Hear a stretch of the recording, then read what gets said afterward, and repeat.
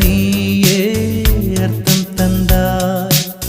உன்னை பார்க்கும் முன்பு நான் காகிதத்தின் வெண்மையடி, உன்னை பார்த்த பின்பு நான் வானவில்லின் வண்ணமடி.